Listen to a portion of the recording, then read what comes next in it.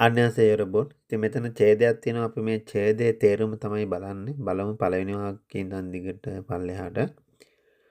저는 한국에 산지 1년이 되었지만 한국어를 잘 못해요.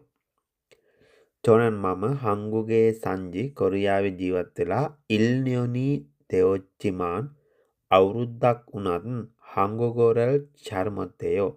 한국어를 කොරියානු භාෂාව 잘 못해요. හරියට බෑ. ඊට පස්සේ තුන්වෙනි පේළිය 제 직업은 영어 교사인데 다른 선생님들이 다 영어를 잘해서 괜찮아요.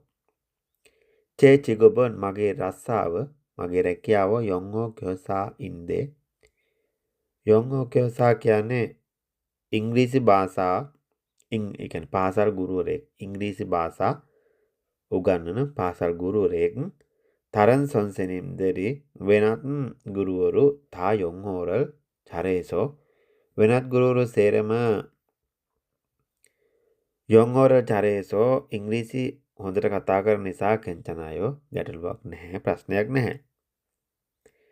ඊට පස්සේ තියෙන්නේ 그런데 이제 한국어를 배우고 싶어요. 그런데 නමුත් 이제 දැන් 한국어를 කොරියානු භාෂාව 배우고 싶어요. ඉගෙන ගන්න අවශ්‍යයි. නැත්නම් ඉගෙන ගන්න ඕනේ. 그래서 주말마다 한국인 선생님 댁에서 한국어를 배우기로 했어요. 그래서 에니사 주말마다 සෑම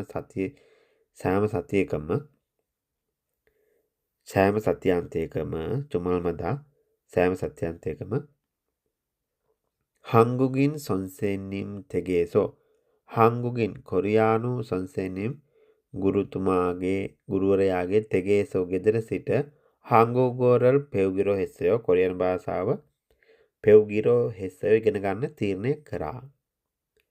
ඊට පස්සේ තියෙනවා 그 선생님은 가까운 아파트에 살아요. 그 선생님은 ඒ ගුරුතුමා 가까운 아파트에 ළඟ අපාර්ට්මන්ට් එකක 살아요. ජීවත් වෙනවා.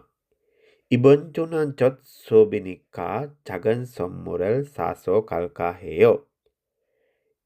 이번 주는 මේ සතියේ නම් 첫 කියන්නේ පළමු 수업이니까 පළවෙනි පන්තිය නිසා 작은 පොඩි 선물을 사서 තෑග්ගක් මිලදී අරගෙන 갈까 해요.